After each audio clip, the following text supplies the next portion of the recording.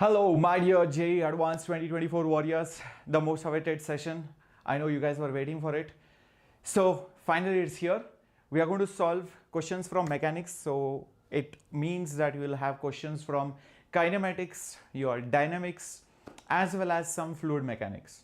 So it's going to be a mixed class. So the throughout mechanics portion, whatever amazing questions are there related to JEE Advanced, let's solve in this particular class. All right, I hope I'm audible and visible. Do let me know quickly in the chat box. Yep, very good, very good. I'm audible, visible to all of you. Just let me know quickly. Just checking the chats. Okay, perfect, looks like it. Great. Okay, so let's begin with the lecture, my dear warriors. This is your Captain Shreyas, your physics master teacher, in case you do not know more about me. And make sure that you have smashed the like button right away right now, and also subscribe to the Vedantu JEE English channel. You will see that for the next few days, I have already scheduled the classes for all of you. So whatever, classes I was not able to take just few days back because of some reasons, I'm completing them. So today we are doing the mechanics part. Tomorrow you can see the questions from electromagnetism, and day after tomorrow again the questions from oscillations, wave, light and sound. So very, very important unit based problem solving sessions have kept today, tomorrow and day after. I want everybody to attend it. Do not skip any of these classes, right? Cool. So let's begin with the first question coming up on your screen. Great. Voice is low, is it? Let me just check.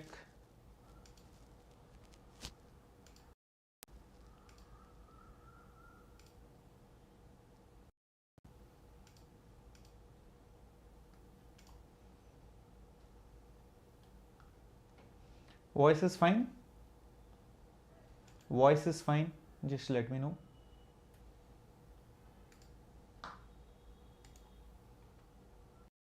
Okay, everyone? Okay. Voice is fine or not? Just let me know, guys, quickly.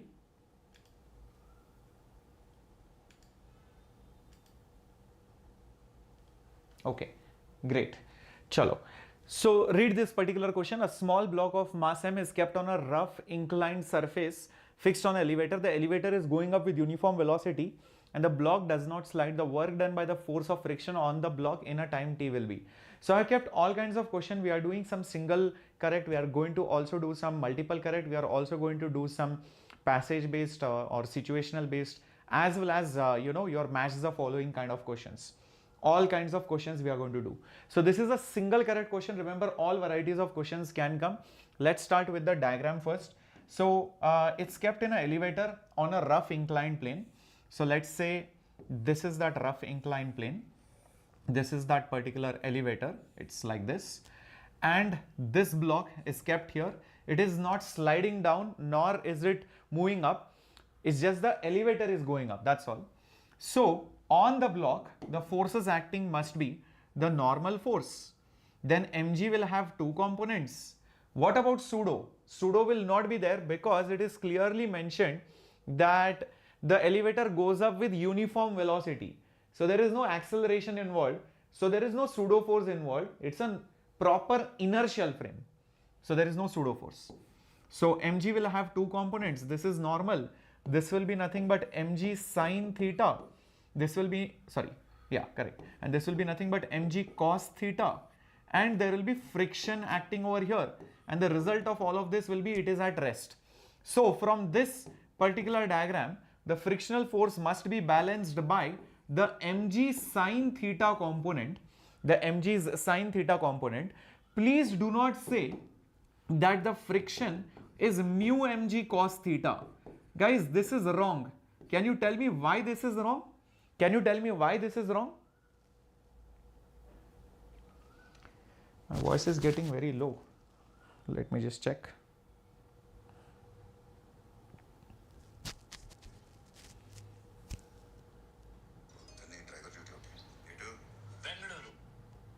Time के साथ साथ सबकी जरूरतें change होती है, इसीलिए grow पे है अलग अलग mutual fund collect mg's sin theta sin theta. This this will be, sorry, yeah, correct. And this will be nothing but mg cos theta. No, it is fine only, guys. I don't see any problem. I just heard my voice. It is fine only. Okay. Anyways, the reason why it is not mu mg cos theta is because who told it is limiting friction? It is just some friction. It is not on the verge of slipping. So there is no reason for it to be in the maximum limit zone. So that is why it is not Fs max. Yeah, it is not necessarily Fs max. Correct, luxury Hitler. Very good. Awesome. Now the last part is the work done. To find the work done, we need force and displacement. We already found the force. Remember, this block is going to displace like this. This is the displacement. This is the displacement, and the displacement will be velocity multiplied by the time. The velocity is v, time is t. So this is what the displacement would be. So the work done is the force into the displacement into the angle between them, cos of theta. What is cos of theta? Theta over here, please understand, this is the theta. This is that particular theta. This is that particular theta. This will 100% be 90 minus theta, because remember, this angle was theta. This particular angle was theta. So the actual angle between the force and the displacement will be 90 minus theta. That is the catch of this problem, else you will get a completely wrong answer. Frictional force is mg sine theta. Displacement is nothing but v into t. Cos 90 minus theta is nothing but sine theta. So therefore it will be mgvt. Sine into sine is basically sine square. So it will be sine square theta, which is option number C. Yup, it is C for Captain Shreyas. How many of you got it now? Everyone? Everyone? Got it? Cool? Yes. Very good. Very good. So the catch in this particular problem, where was the catch? The catch was first one, this friction is just balancing mg sine. That was the first catch. Second catch, you know the angle. A lot of people will write force into displacement into cos theta, forgetting the actual angle is not theta, it is 90 minus theta between the force and the displacement. So that is the second catch. All right. And third catch, maybe some people might think there is pseudo force acting, but there is no pseudo force because it is an inertial frame, right? So that was the question. Now this is another question coming up on your screen. I think it's got to do with the Rain Man umbrella question, but I feel this is slightly more difficult. Obviously it's advanced, because I can see inclined plane over here. The person is coming down and he has kept an umbrella vertical to protect. So if the actual velocity is 5 of the rain, what is the angle with the vertical? He should keep the umbrella when he is at rest. What a brilliant question, guys. What a brilliant question. So, my dear warriors, if you read the last part of the question, when he is at rest, meaning when he stops, he will actually see the velocity of the rain. So if I know the actual direction of the rain, that's enough. I will hold the umbrella accordingly. So basically the question is, find the direction in which the rain falls. I know the relative velocity of the rain. I know the actual velocity of the person. And the way you solve these kind of questions is like this. The velocity of the rain with respect to the man, velocity of the rain with respect to the man is nothing but velocity of the man, velocity of the man will be minused over here, and you will have velocity of the rain over here. V12 is V1 minus V2, so VRM is VR minus VM. Now let's start drawing these vectors, because if you see, this is vector subtraction. If I am able to draw a proper diagram, maybe with little bit of geometry and resolution of vectors, I will be able to solve the question. So this is the main governing equation for Rainman problems. See, the person is coming down the inclined plane. So this is the inclined plane. The inclination is, I think, given to be 30 degrees. Yes, inclination is 30 degrees. And this person over here, he is coming down. With what speed? With the speed of 2 root 3 meters per second. With the speed of 2 root 3 meters per second. So technically, this is the velocity of the man. Technically, this is the actual velocity of the man. This is Vm. But I don't need Vm. What I need is negative Vm. What I need is negative Vm, number one. Number two, he is holding the umbrella vertically. That means the manner in which he holds the umbrella is like this. This is very, very important. This is very, very important because this is the relative direction of the rain. This is the relative direction of the rain as seen by the person. Now I have got some understanding. The person is holding it like this. He is going down like this. So Vm is that way. So now let me start drawing the proper triangles. So VRM was down.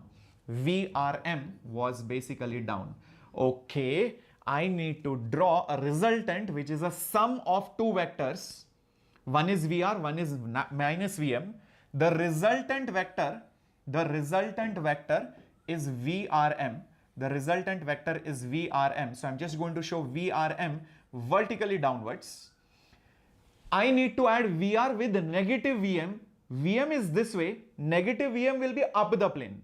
Vm is down, negative Vm. Why negative Vm? You can see the minus sign. It's vector subtraction which is adding a negative vector. So negative Vm is up the plane. So let me show a vector up the plane. Let me show a vector up the plane. Great. So this is basically your minus Vm. Perfect. And where is VR?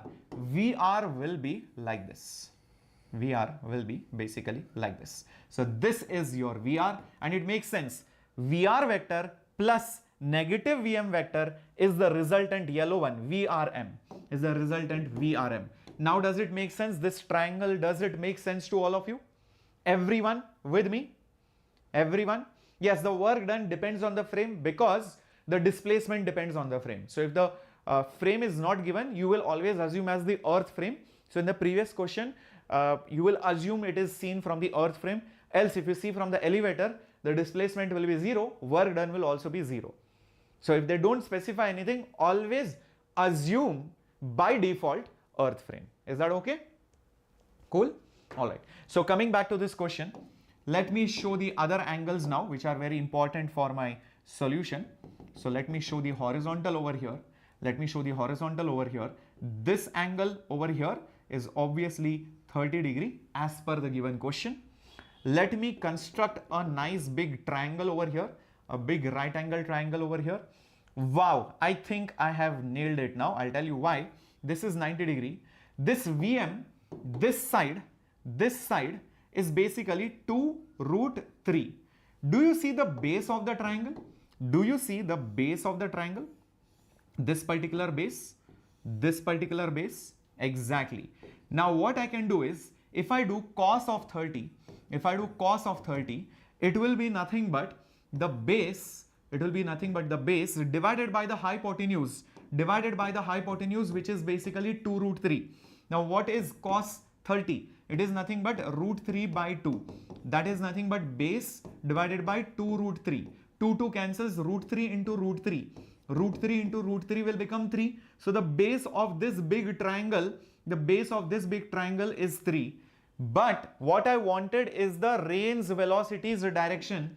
So when I look at this particular angle, which I call it as theta, and if I take cos of theta in this big triangle, which is nothing but the base divided by the hypotenuse, this VR value is given to me. Rain's velocity is given to be 5 meters per second. Wow, this is 3 by 5. Whose cos is 3 by 5? Whose cosine is 3 by 5? Come on, my dear warriors. It is nothing but 53 degree. So the angle made by the rain with the horizontal is 53 degree. But I think he has asked what is the angle made with the vertical. So with the vertical, it will be 90 minus 53, which is 37 degree. So if this angle is 53, that angle with the vertical will be 37 degree. So it should be option C. Let's find out. Yes, it is. What a brilliant question. Did you love it? Did you love it? Yes or no? Awesome, awesome, awesome. Very nice, very nice. Advanced is easy or tough? You tell me. Okay, I feel more than easy and tough, advanced questions are very interesting. If you say that, then you will crack advanced. If you say advanced questions are tough, then you're not enjoying. You will not probably, do justice to the question paper, or rather you will not feel like doing the paper if you find advanced as tough. If you find advanced questions as interesting, that's when you are worth going into IIT. You have to develop that interest. You have to develop that knack. You have to see the hidden meanings of the questions and the options and the way things are being played. Only then it makes sense. Got it? So don't think advanced questions are tough. That is a wrong way to look at it. Wow, we have the next question coming up on your screen. Okay, what does it say? It says a slightly conical wire of length L and radius R1, R2 stretched, Young's modulus, extension produced. Okay, interesting. Now this is most likely going to involve integration. Immediately it should strike your brain, because usually what happens, your wire is uniform and you pull it and it elongates and you use your standard formula. But the problem over here is the wire is non-uniform. The wire is basically non-uniform. Here the radius is R1, here the radius is R2. You have applied here some force like this. So because of which each part has a different area of cross section. When the area changes, what will change? Stress will change. When stress changes, what else will change? Strain will change. If strain is different, what will be different? The elongation of each element. So each slice of this wire will elongate differently.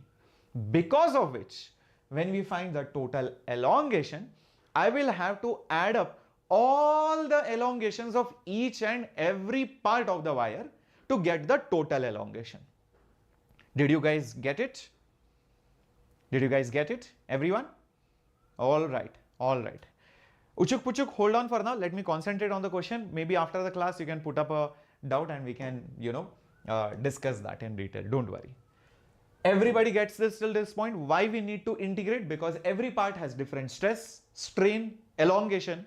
So to find the total elongation, I need to add up all the elongations. So if you consider any such section, I think we have kept a blank slide. Yes, thank God. Okay. If you consider any such section, let's say it is at a distance of x. That section will have some radius r, and we can find that radius r. Okay. The width of that section, the width of the section will be dx. So each section has different stress, strain, elongation, and one such section, the width or the length of that section, the length of that section is basically dx, and its elongation is dl. This is the main catch of the problem when about assumption of variables. Usually what I have seen, people take the original length of the section as x and its extension dx. That is wrong. How can the width of the section, you have taken a slice of the section, how can the slice length be x? The distance from one side to the other side will be x. The slice width will be dx. That small slice will elongate. That small slice will elongate. Don't say the elongation is ddx. That is wrong. Variable wise, the choice is wrong. If the elongation has to be measured, the variable which will be apt for it, you can use any variable. Instead of L, you can use P, S, Q, whatever. I have chosen L. So dl is its extension, dx is its original length. Did you guys understand this particular part? Because this is a very critical aspect of the entire problem. So the distance from one side is x, its slice width is dx, the elongation of dx, that small teeny mini elongation, that is dl. That is dl. Got it? That is the main concept, variable assumption wise. Next, there are more tricks involved in this problem. We'll come to that. First of all, what is this radius going to be?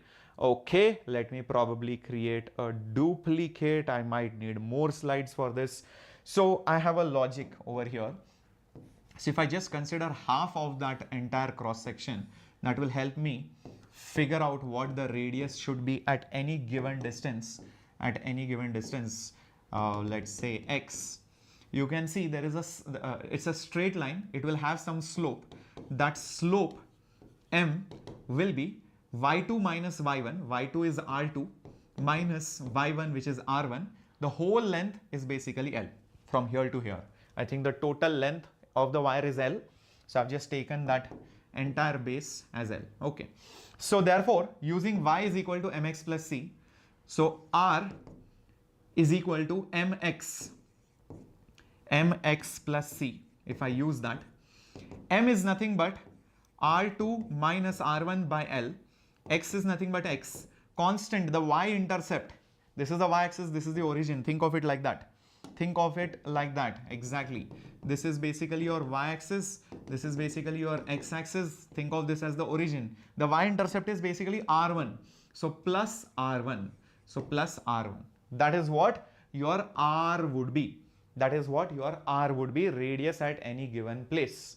That's not the end of the story. Next thing, consider only that section.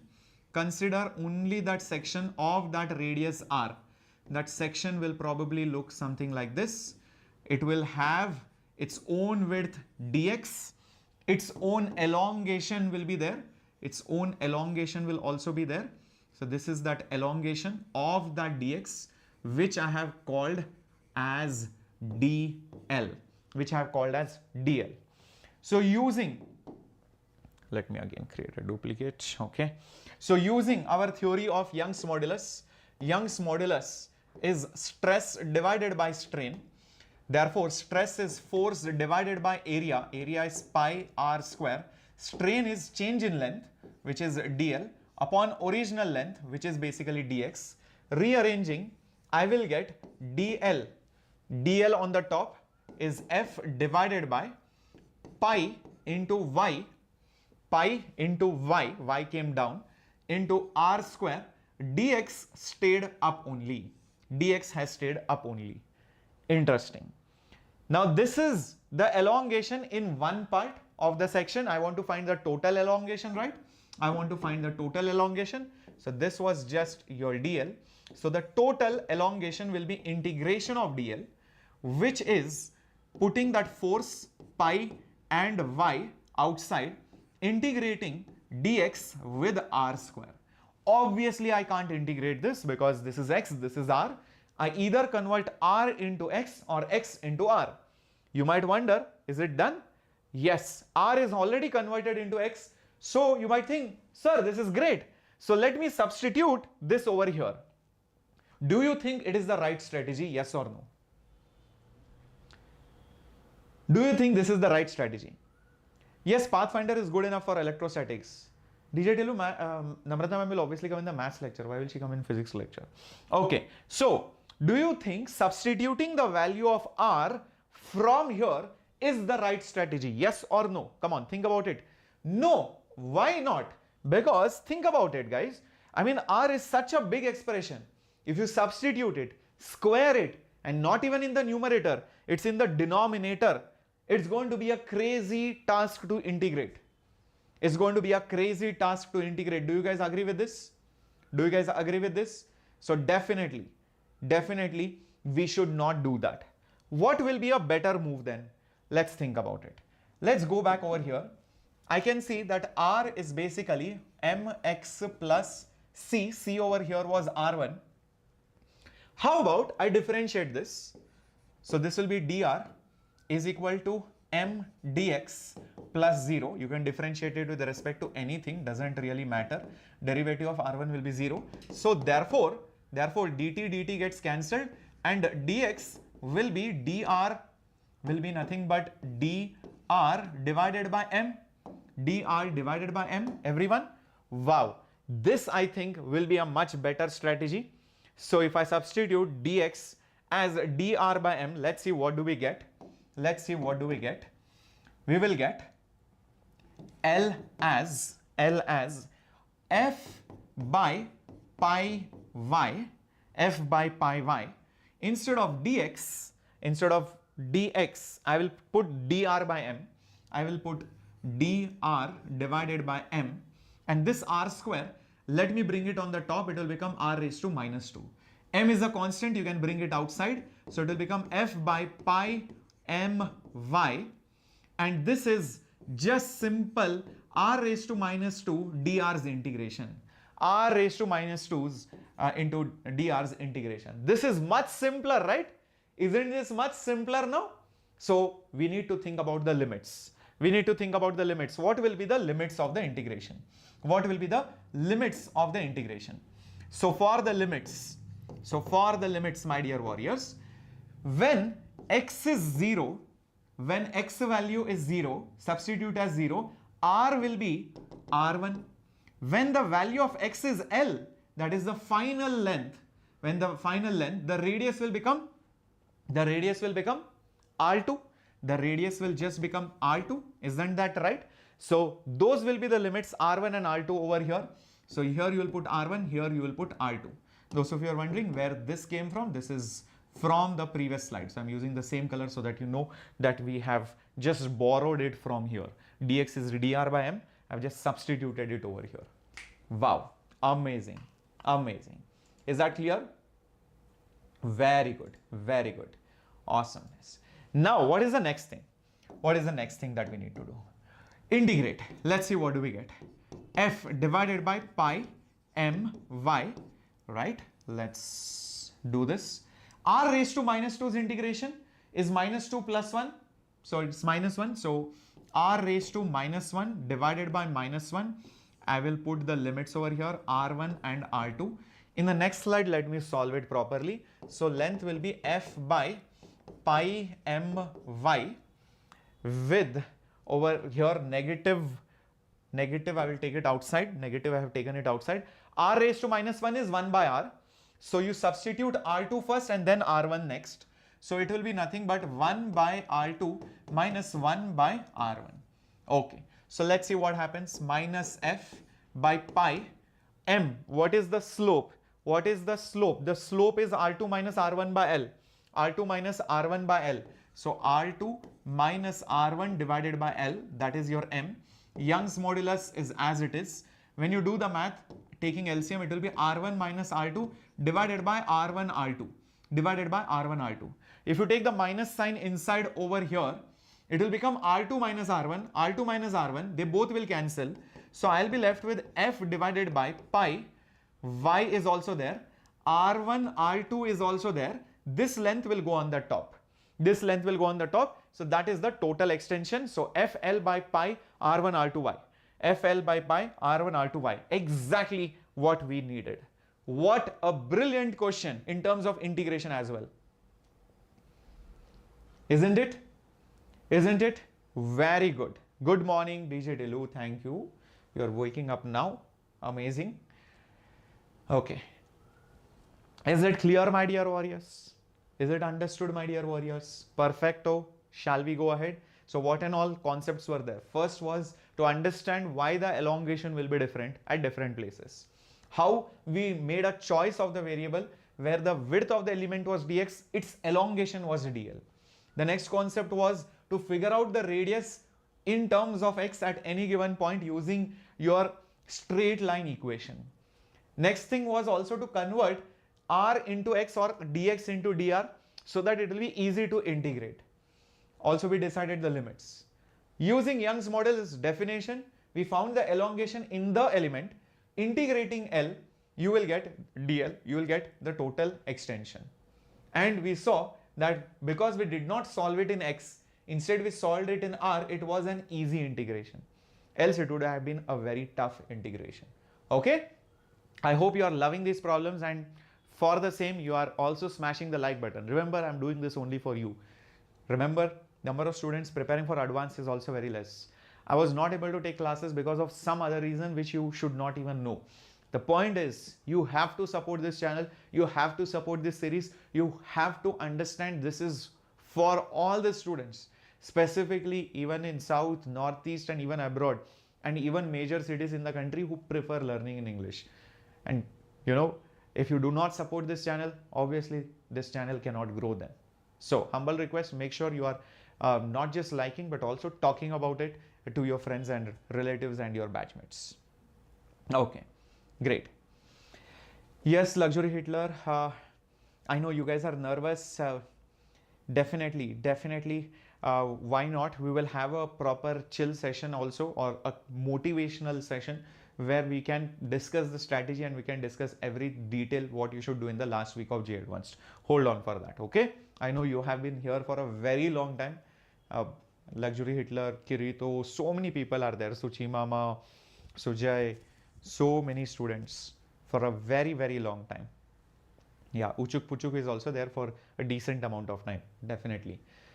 Okay, DJ Delu, I don't want to be casted in any movie. I just want to be on YouTube on this channel. I am very happy over here.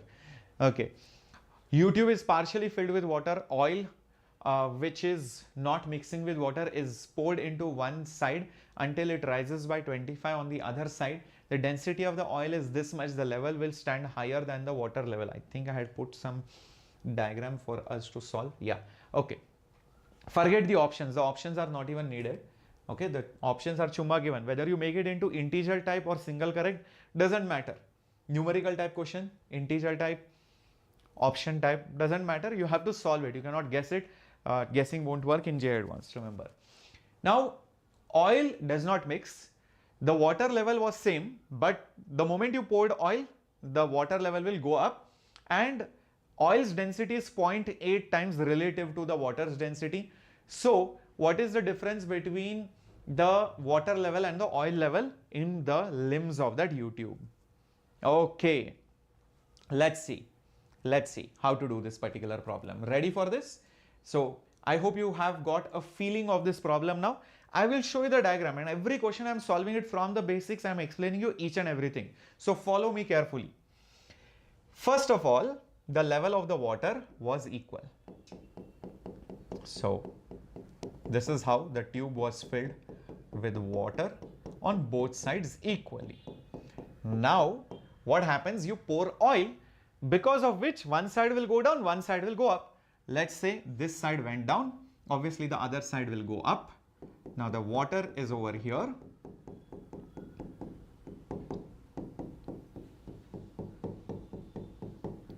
Interesting. Let's see what is happening over here.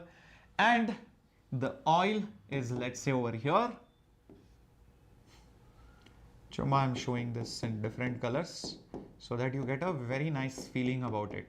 In the actual exam, in the rougher, you cannot carry color pencils, but yeah, it's just for explaining you. You will understand it better. That's all.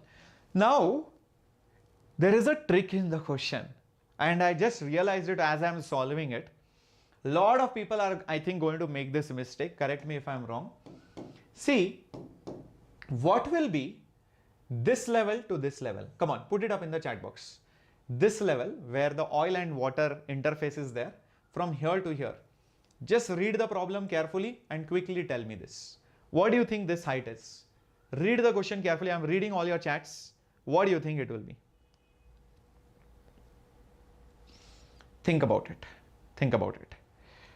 Okay. So, don't worry. I'm explaining whatever parts are required in the problem with the question itself. I cannot teach the entire theory. That will be wrong for me to do at the last moment. But yeah, whatever concepts are there, I will teach you from the scratch. Don't worry about it. Think carefully. 25? Sure. Think again. Is it really going to be 25? No. That is why the catch is there. That is why the catch is there. Think carefully. Read the question carefully. The water rises by 25 centimeter on the other side. That means from here to here, this rise is 25 centimeter. In fact, this level will also fall down by 25 centimeter. This goes down, only then this will go up. So actually speaking, from here to here is technically 50 centimeter. This is the main catch, and that's how advanced questions will trap you. Did you understand this? The level of the water goes up by 25. So the level of the water will also go down by 25 on the other side. So the total difference will be 50. 25 plus 25. Understood, my dear warriors? Pakka? Very good. Very good. Let's go ahead now. Now, whenever you have U-tube problems and some liquids are mixed, whatever, it's like a manometer which measures the pressure difference. The idea is to equate the pressures on both sides. The idea is to equate the pressures on both sides. Okay. Now tell me which 2 points pressure will be same. All of you will be like, sir, the pressure here and pressure here will be same. No, it will not be the same here and here. In fact, this point and this point will also not have the same pressure. Reason? They are 2 points in different liquids. They are 2 points in different liquids. So the pressures can't be the same. Instead, choose a point over here which is just on the water interface and choose a point over here. Okay. These 2 points are in the same liquid. These 2 points are in the same liquid. If I call this point A, if I call this point B, the pressure at point A will be equal to pressure at point B. In fact, these 2 points will also have the same pressure. These 2 points also have the same pressure. These 2 also have the same pressure because they are in the same liquid. But these 2, they won't have the same pressure. Got it, my dear warriors? Till this point, everything is clear? Everything is clear? Cool? Great. Awesome. Now, once this job is done, what might be the pressure at point A? Why is it coming? Because of the oil. And the oil has some height. Let me assume it as h. Outside the tube, there is atmospheric pressure P0 which is being exerted everywhere. Atmospheric pressure P0 which is exerted everywhere. So at this point, due to the oil plus the atmospheric pressure, it would be P0 plus density of oil is 0.8 times the density of water into G into height h. So that is the left hand side point A's pressure, atmospheric pressure plus rho gh. That is your formula. P0 plus rho gh, right? Inside any liquid, this is the formula. On the right hand side at point B, the pressure will be because of P0 plus this height. So it will be P0 plus rho of water into G into h. H is nothing but 50 centimeter. Should I convert this centimeter into meter? Should I convert this centimeter into meters? We'll come to that. OX Vandium, we'll see whether it is correct or wrong. Hold on. Yeah, there is no need to convert centimeter to meter. I will assume this height also in centimeter. So remember, when two sides are there and things look equal expression wise, then it's fine to ignore the units, because the same units if used on both sides, they will get cancelled off. It's perfectly fine. In fact, now you can also see P0 also got cancelled. What I'm left with now is 0.8 rho W GH is a rho W G 50 GG rho W cancelled.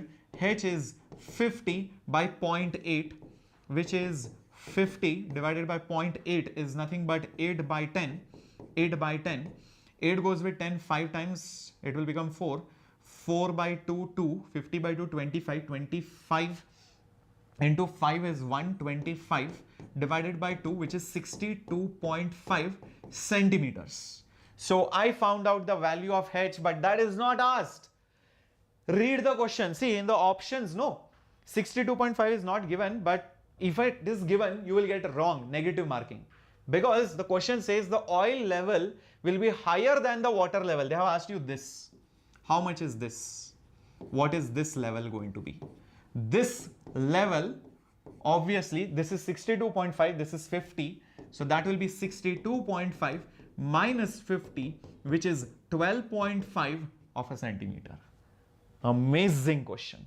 Yes, it is 12.5 centimeter. Got it? What a lovely question. What a lovely question, isn't it? How many of you loved this question? Because there were so many catches involved, so many traps JEE Advanced will lay for you. You have fallen in the pit, negative, negative, negative, and you realize all these mistakes. And this is how I teach. Okay, I go from the basics, I explain every concept. That's why when you learn also, you should learn properly. It's not just about formulas. Wow, what do we have? Another question on mechanics, fluid mechanics. In fact, let me tell you, in JEE Advanced, there is nothing like weightage of the syllabus, sir, which is the most probable topic and all that. So I don't make such videos also for JEE Advanced, because JEE Advanced is a highly unpredictable paper. Okay, completely unpredictable. You cannot expect only anything. In fact, expect the unexpected. So there is nothing like weightage. Don't think, sir, fluid mechanics has low weightage, no, in JEE Mains. But if you see most of the previous papers, so many times they have asked many questions in fluid mechanics also. Okay. This diagram shows two holes. First hole is 4 centimeter below. The next hole is 6 centimeter below in a tank. The level, the water which comes out strikes the ground at the same place. The question is, what is the height of the liquid column? So basically they have asked you this particular height. If I take it as H, yes, they have asked you what is that height of the liquid column. That is what they have asked you. Okay. Yes, Lucky, we'll have advanced paper solving sessions next week. So today mechanics, tomorrow electromagnetism, day after tomorrow you have waves oscillation. Will you be guys attending, and will you be getting more friends also on the channel? That is the real question. If you don't, then I won't have any motivation to conduct more classes. So make sure you are attending live in full strength. So once these 3 major topics are done, obviously we'll have full syllabus mock tests. We can do special sessions just on matrix and integer type also, then passage type questions one day. So we will practice all those kind of things. Modern physics and optics also, if you guys want it, do let me know in the chat box. Then on Monday or something I will take it up. Okay, don't worry. Now, what is the formula for range? What is the formula for range of this kind of system? It is basically 2 root small h, h minus h. What is this small h? That small h is the distance from the top where you have drilled the hole. The distance from the top where you have drilled the hole. Okay. So the ranges are same. The range is basically going to be the same. So therefore this is same. This is same. Therefore h into h minus h is also going to be the same. H into h minus h is also going to be the same. Small h in the first case is 4. Capital H I don't know. Small h is obviously 4 is equal to small h in the next case is 6 into capital H I don't know minus small h is basically 6. Did you understand? Because 2 is a constant, root will cancel out. So small h into h minus h is same because the range is same. So for the first one, small h is 4. The next one, small h is basically 6. The height from the top where you have drilled the hole.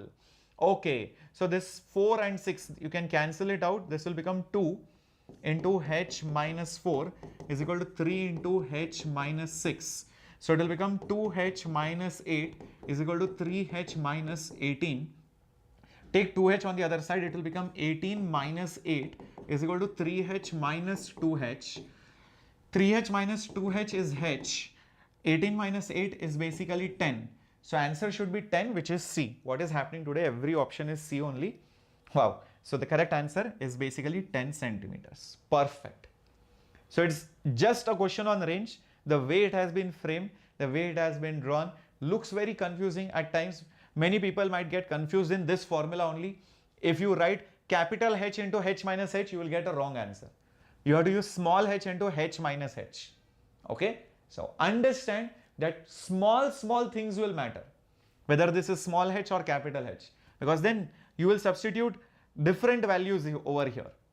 Okay, is that understood, my dear warriors? Amazing, amazing. Okay, okay. Yes, sir, is 4 small than small h then 10 centimeter? Is 4 is small h then 10 centimeter? Yes, it has to be, Luxury Hitler, because the hole that you will drill will be within this range only, na? How can I drill the hole below this height? So if the height is 20 centimeter, I can't drill a hole lower than 20 centimeter. Always the small h has to be less than capital H. Always. Always it has to be. You can't drill the hole outside the tank. Geometrically only not possible. Okay. Wow, we have a SHM based question. One end of the spring of a force constant K is fixed to a, do I have a separate blank slide for this? No, I don't have a blank slide, is it? Okay, keep reading the question meanwhile. Keep reading the question.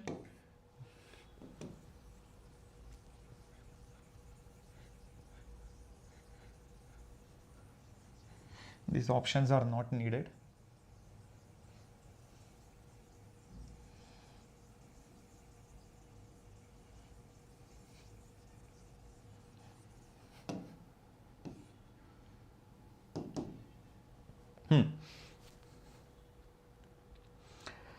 Okay, one end of the spring constant is fixed to the vertical wall, the other end is resting on a smooth surface, so no friction involved. There is another wall, there is another wall at a distance of x naught.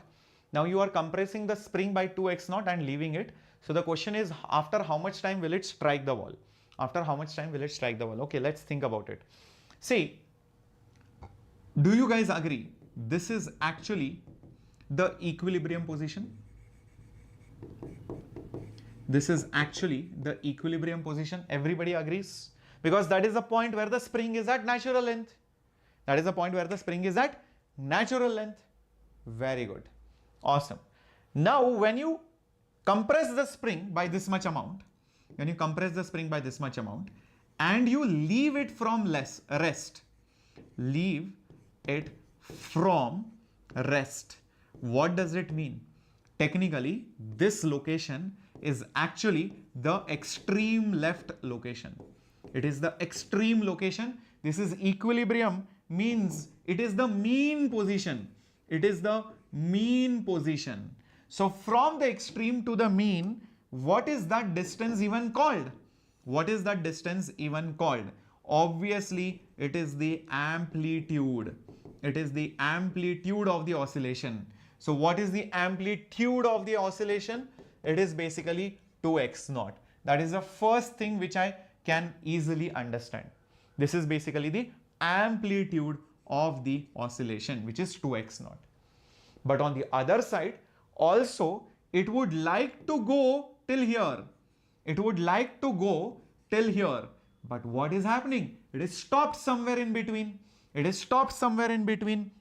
You can see it is only able to reach till this particular point where the value of x is equal to x naught, and it is not even equal to a. It is much lesser than a.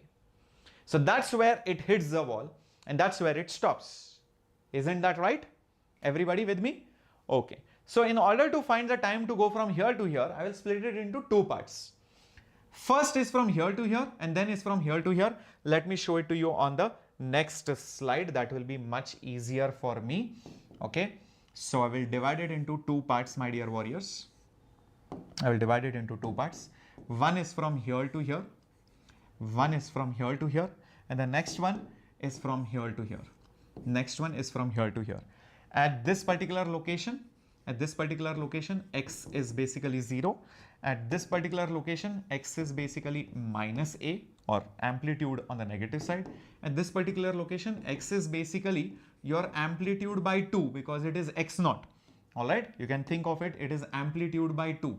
It is x naught. X naught is 2x naught by 2. So it is amplitude by 2. So think like this. to go from just here to here, if I say it is T1, T1 is the time taken to go from extreme to the mean. Extreme to the mean. So how much will be the value of T1? How much will be the value of T1? From extreme to mean, mean to extreme, extreme to mean, mean to extreme. Like that there are 4 parts. So each part will be the total time period by 4. So shouldn't this be total time period by 4? Shouldn't this be the total time period by 4? Everybody with me on this? Very good. Excellent. Perfect. Why? Because extreme to mean, mean to extreme, extreme to mean, mean to extreme. 4 parts. Each is T by 4, T by 4, T by 4, T by 4. Cool? Perfect. Now for the next part, the green one. If I assume the time to be, let's say T2, and let's assume some equation, x is equal to a sine omega t. The value of x is amplitude by 2, a is a only, sine is sine only, omega is 2 pi by time period. The time taken is T2. The time taken is T2. Okay, a cancels, so I'll have half is equal to sine of 2 pi T2 by t. Whose sine is half? Pi by 6. So 2 pi by t, T2 is basically pi by 6. Pi cancels, so I will get T2 is equal to t by 6. Sorry, not t by 6, t by 12. T by 12. 6 2s are 12, pi cancels, T2 is capital T by 12. So I found this time, and now I can find the total time.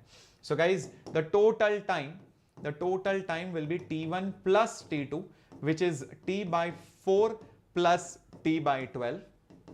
LCM is 12, so it will be 3t plus t, which is 4t, 4 by 12, 1 by 3, so t by 3. But time period is nothing but 2 pi under root m by k. So the final answer of the time will be 2 pi divided by 3 root of m by k.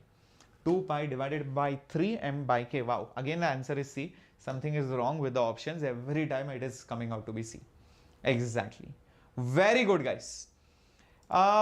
Yes, you can also do it by circular motion as well. You can do it by phasor diagram method as well. Like you can just say, you can draw a phasor diagram. I'll tell you how you can do it. This phasor diagram method is very, very easy.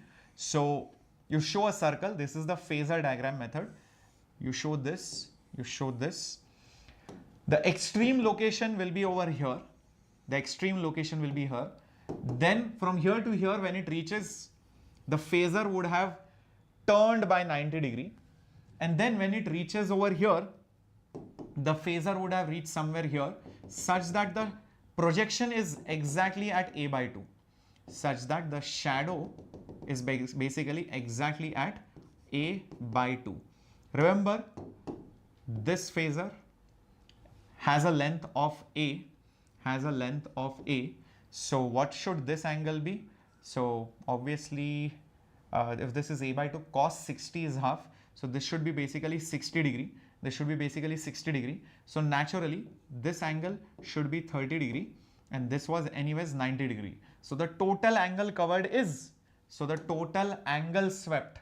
So the total angle which has been swept, is 90 plus 30, which is 120 degree, which is basically 120 degree. So for 360 degree, so think about it, for 360 degree, the total time taken is t. Therefore, for 120 degree, the time taken is t by 3. That's it. That's exactly what we got over here. It was t by 3. So we can avoid all this if you use phasor diagram. So therefore, the time taken will be 1 by 3 times of 2 pi under root m by k. So phasor diagram will also give you the same answer. Isn't this lovely method? My dear warriors? Got it? Perfect, Sanjana. Very good. Awesome. Very nice. Chalo. Let's go on to the next question now. Guys, make sure you are concentrating on the class and not using this class for flirting purposes. My goodness. Okay.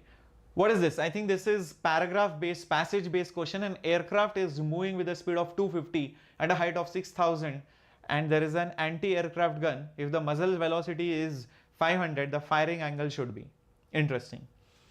So this is going to go in a projectile motion 100%. This is going to go in a projectile motion like this, and meanwhile the aircraft, this particular aircraft is just going to go like this. So somewhere it will collide. It's not necessary it is the topmost point, it could be any point, guys, remember, because who knows, the maximum height could be even more. So it is wrong of you to assume that it is the maximum height and all of that. So the projectile can continue if it misses the target, but this is how the rough diagram will be. It is the parabola. It is basically a parabolic trajectory, and the aircraft is going in a straight line motion. It's in a straight line 1D motion. Okay, so for them to collide, one thing should be obvious. Whatever is the horizontal speed should be the same horizontal speed here, because eventually they will collide. So only if they have the same speed will they meet. Imagine one is faster, one is slower, then even if they reach at the same time, the other one would have gone ahead. So it is obvious for you to think that whatever is the horizontal velocity over here, ux, and this plane's velocity and this particular plane's velocity should be equal. So ux should be equal to the velocity of that particular plane, velocity of that aircraft. So that's it, we can find it out now. Ux will be 500 cos theta. So 500 cos theta will be equal to, what is the speed of the aircraft? The speed of the aircraft is given to be 250. So that's it. Let's solve this. So cos theta will be basically half. So theta will be nothing but 60 degree. Again, C option. What is wrong? Okay. So our option is C. Option is C. Cool, everyone? Awesome. Awesome. Let me know if you guys understood it till this point. Clearo? Perfect. All right. Now the next part of the question. The time after which the aircraft is hit. So usually these passage based questions may have one difficult, one easy, or slowly the level might increase, or one first question is only hard. If you solve that, the next question might become easy. So all those variations can happen. Yeah. Okay. Okay. Now, what about the time? See, this is where the catch is. This aircraft has no vertical velocity, only this has vertical velocity. The vertical distance slowly reduces only because of the vertical component of this guy. So there is some vertical component, I will call it as ux, which is 500, this theta was 60 degree, we found it out, 500 sine 60. And there is acceleration in the y direction, sorry, this is not ux, this is uy, my bad. This is uy. There is acceleration also in the y direction, which is negative g. And there is displacement also in the y direction, which is basically 600 meters. So this, sorry, 6000 meters. So the displacement in the y direction is 6000 meters. So let us use the kinematic equation. Sy is equal to uy plus half uyt plus half ay t square. Let's use this. From this I can find the time very easily. Displacement is basically 6000. Initial velocity is 500 sine 60 multiplied by time plus half into acceleration due to gravity is negative. So minus 10 into t square. Let's solve this now. It's just a quadratic equation. So first of all, 10 by 2 is 5.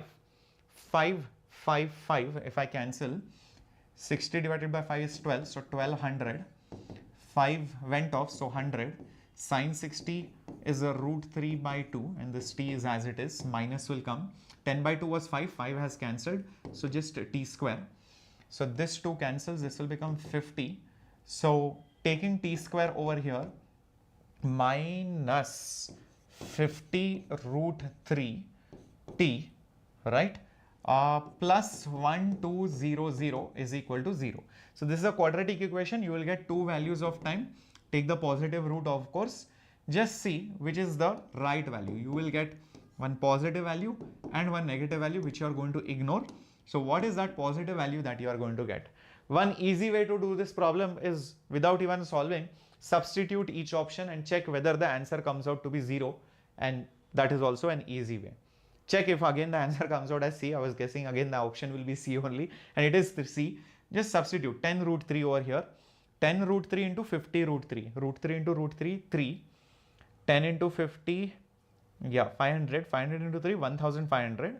1500 over here, negative, plus 1200, it will be minus 300.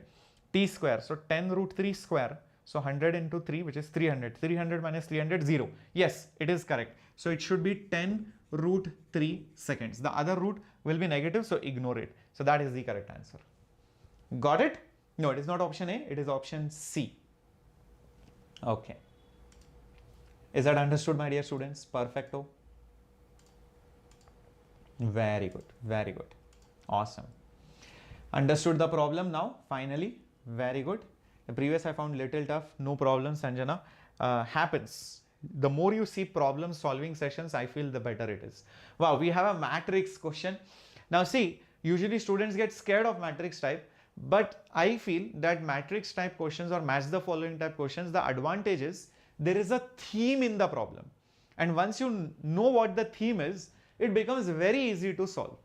Like over here, I can see it's a projectile motion question, vertical motion, and height, distance, speed, ratio, time.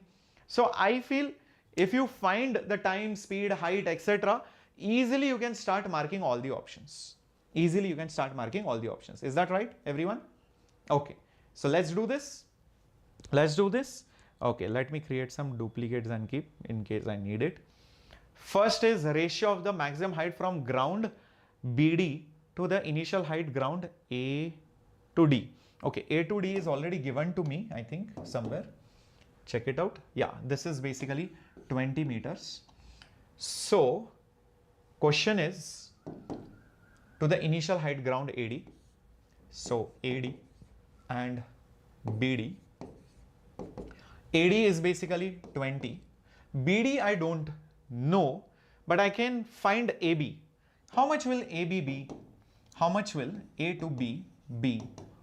Which will be also B to C. It will be the height of the projectile motion, which is having the formula u square by 2g. U is 20. So 20 square by 2 into 10, which is 20. 20 cancels. It will be 20 meters. Wow. So this is also 20 meters. If AB or BC is 20 meters, how much will B to D be? 20 plus 20. This is 20. This is 20. This is 20 plus 20, 40. So what will be the ratio, my dear warriors? What will be the ratio, my dear warriors? It will be 2:1. It will be basically 2:1. So A is going with R. A is directly matching with R. I'll just log this option. A is going directly with R. Everyone? Very nice. Let's go to the next one. Ratio of the distance travel. Oh, this directly I can mark. First second to the second second. Remember Galileo's ratio. Galileo's ratio. Galileo's ratio. 1:3:5:2. Basically odd numbers. Odd numbers. Yep. So it will be 1:3. I can see an odd number directly over here. B will directly go with S. B will directly go with S. 3:1. 3:1. Remember, how many of you remember this? How many of you remember this? Galileo's ratio. Very good. Awesomeness. Great. Now, let's go to option number C. Okay, I'm just using the next slide because a lot of kachra is there. The ratio of the initial speed at A to the final on the ground is greater than, okay.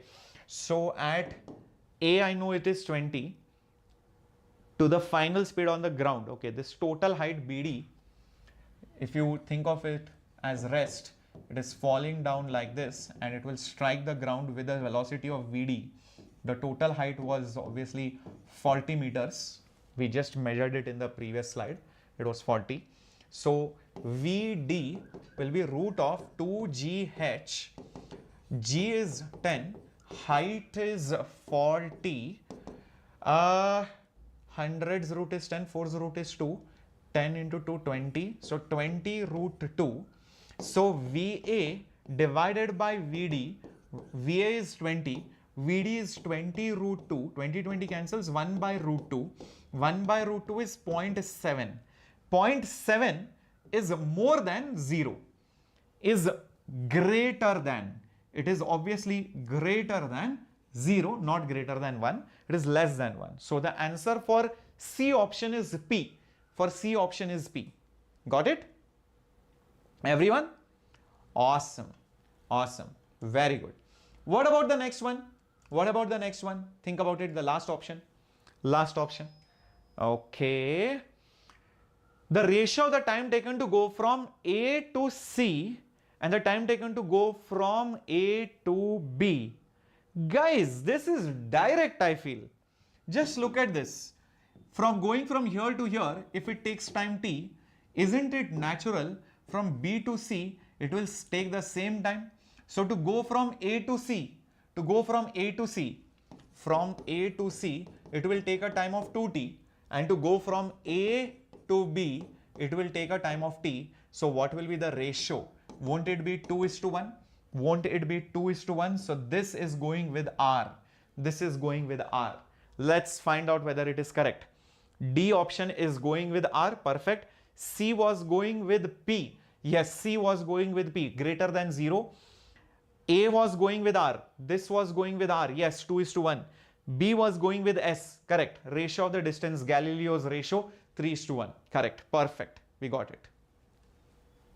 Yep. Is not opening PDF. So, Shobha, try it after some more time. Try it after some more time. Okay. Then you will be able to get it. Don't worry. All right. Moving on to the next question. Okay, bubble based question. Soap bubble, surface tension, drops and all of that. Again, let me create some duplicates and keep so that I'm able to solve it very easily. Okay. The radius of a soap bubble 4 times. Okay, soap bubbles are blown. First bubble, excess pressure is 4 times. Okay, energy required, the total surface energy. Okay, 2 options are on energy. Option A and option D are on the excess pressure and the radius. All right. So see guys, if I solve A and D directly, excess pressure formula is 4S by R.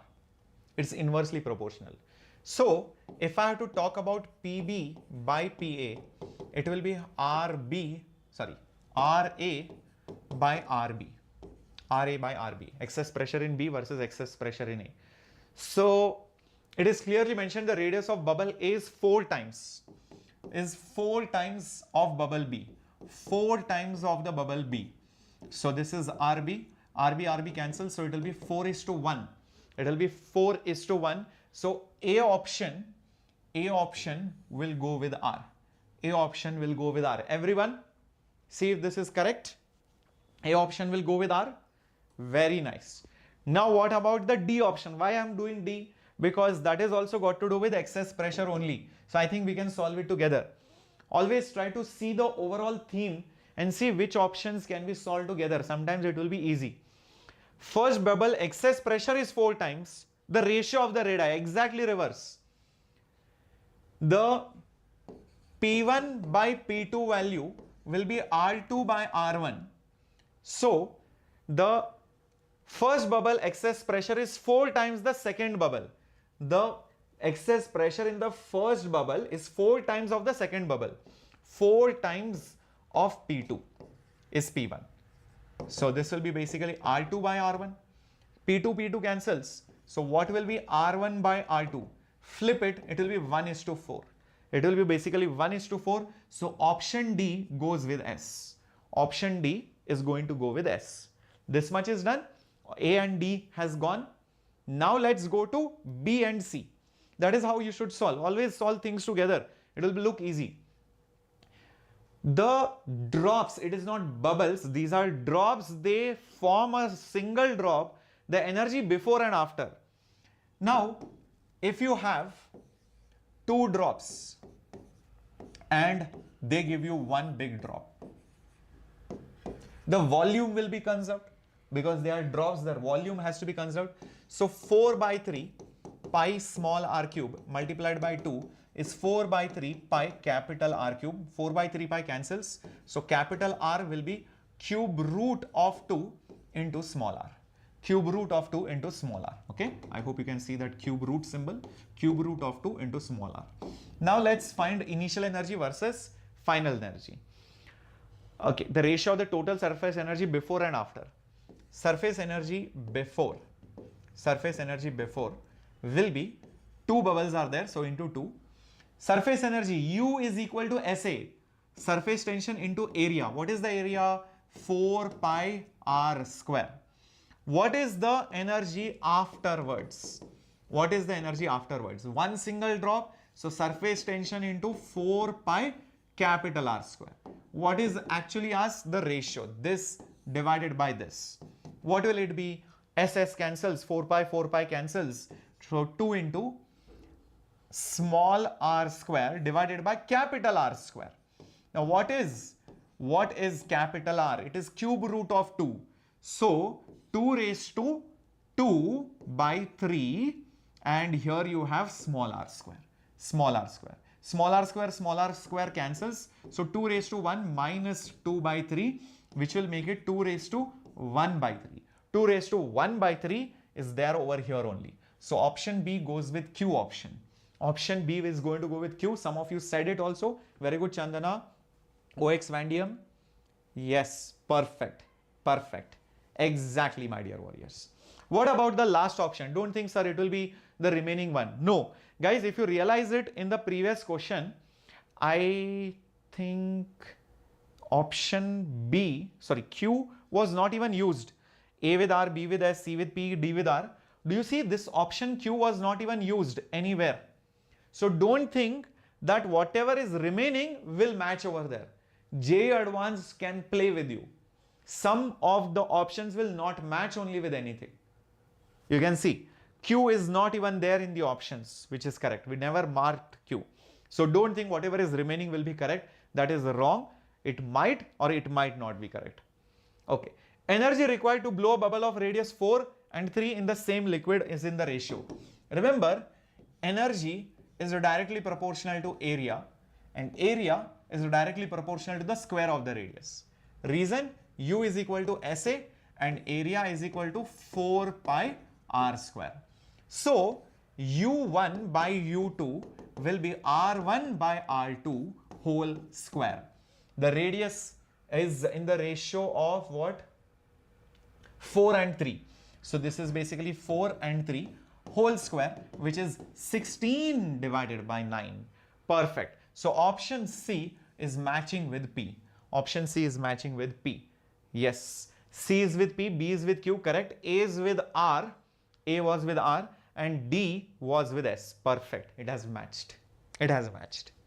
What a question. So it takes some time to solve it. Understand that. It is not like, okay, in one go only you will be able to do. It takes some time. Don't think match the following, I should be able to do it in 1 minute. It is not as easy as your school match the following. Tuck, tuck, tuck, you will do it. Elephant is an animal. Dog is this. Okay. Dog has 4 legs. It is not that kind of a match the following. Okay. Moving on. Next question. More than one correct option. Wow. What does it say? Displacement of a particle is x is equal to alpha t square minus beta t cube. Let me just create a duplicate for more solving. Okay, cool. Let's see if you guys can solve this question. The displacement of a particle depends as x is equal to alpha t square minus beta t cube. The particle will return to its starting point after this. Particle will come to rest after this. Initial velocity is this. No net force will act at this. Okay, I think we need to solve this properly. There is no other option.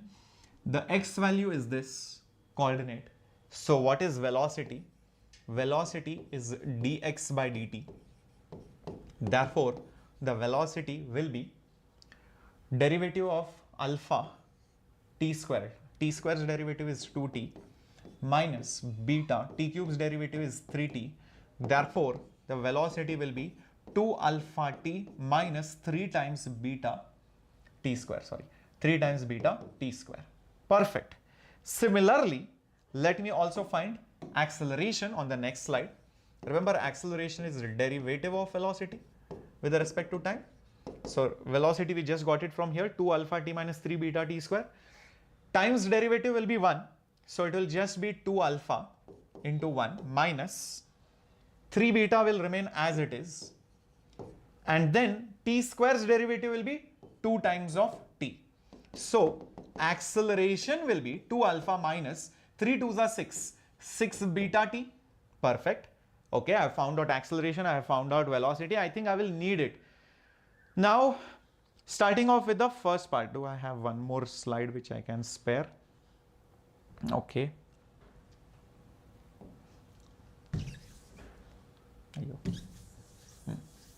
First option, guys, the particle will return to its starting point. What is the starting point? Let's find out. At t is equal to 0, what is the value of x? Substitute alpha into 0 square minus beta into 0 square. Oh, it is 0. That is the starting point. That is the starting point. So if it has to again become 0, so now when x again becomes 0, again, so it has come back to its starting point. So 0 will be equal to alpha t square minus beta t cube. So taking t square common outside, alpha minus beta t is 0. So therefore t is 0, which is already a solution. And another solution is alpha minus beta t is 0. Therefore t is equal to alpha by beta. Yes, perfect. Option A is correct. Option A is definitely correct. It is coming back to the same position after this particular time. X is 0 again. Option A was correct. Awesomeness. All are true, says Praslin. Let's find out whether it is correct or wrong. Next option, particle will come to rest after this time. So that means the velocity should be 0 initially and all. No, sorry, the velocity should be 0 after this time. Let's find out whether it is correct or wrong. So if my velocity is 0, so 2 alpha t minus 3 beta t square is 0. Taking t common is 2 alpha minus 3 beta t. All right. So therefore time is 0 or 2 alpha minus 3 beta t is 0. Right? Both the options are possible. So therefore time will be 2 alpha by 3 times of beta. 2 alpha by 3 times of beta, the particle will come to rest after this time. This option B is correct. It is coming to rest. If it has to come to rest, the velocity should be 0. Perfect. I have got the answer. So option B is also correct. What about option C? The initial velocity is 0 but acceleration is not 0. Let's find out. If I put time as 0, now at time 0, what is the velocity? V0 will be equal to 2 alpha into 0 minus 3 beta into 0. Yes, this is 0. Yes, this is 0. So the initial velocity of the particle was 0, correct? What about the initial acceleration? That initial acceleration from here, if you see, initial acceleration A0 will be 2 alpha, which is definitely not a 0, which is definitely initial acceleration was not a 0. So option C is definitely correct. Option C is definitely correct because velocity is 0 but acceleration is not a 0. Wow. The net force on the particle at t is equal to this much is not there. Okay. If force is not there, think about it, no net force, that means the acceleration should be 0. That means the acceleration should be 0 because since force is equal to mass into acceleration. So if no net force, no net acceleration. So let's try it out. So over here, if I put the acceleration as 0, so 2 alpha minus 6 beta t is 0. So therefore, time will be 2 alpha by 6 beta, which is alpha by 3 beta. Alpha by 3 beta. Perfect. Even D option is correct. So I think all the options are correct. All the options are correct. What a brilliant question. All are correct. Yes. Sasi, you want me to do on modern physics? How about doing it on Monday? But you need to promise me one thing. You guys are going to attend all the classes with full sincerity and also with your batchmates. Or else things don't work. Let me tell you very clearly. There are a lot of channels in Hindi. A lot of people are doing good work in Hindi channels also. And nobody bothers about you guys. Honestly, I'll tell you. This is the hidden truth. Many coaching institutes do not care about students who want to learn in English. So South Indian students, students from metro cities, students abroad, students in Northeast, so many other students, even even in states where people speak in Hindi and other things, Still, people prefer to learn in English. So for those students, nobody bothers. So I am there for you, but you need to show that support and that sincerity. If it comes from you, I can reciprocate. Otherwise, you know. Okay. So guys, thank you so much. And remember, these books are available for your practice, and you can recommend these books even to your juniors for the next year. This is the JEE Advanced Rank Accelerator books, which has amazing collection of problems, unseen questions and all of that. Some of the questions I also take it from that book. By the way, this is your homework question. Try to solve this. This is on solid mechanics, again Young's modulus and all of that. Answer is there on the next slide. PDF, I'll share it to you after a bit. Okay, answer is there on the next slide. You can take a screenshot also. This is another matrix match type of question based on collisions. Try to solve this. This is also homework question. If you can solve it really quick, I would love to see your comments. Even if you're watching it recorded, it's perfectly fine. Just put your answers in the comment section. Cool? So answer is there on the next slide. I will share the PDF along with you. Cool. Thank you so much guys for attending the class. I hope you enjoyed it.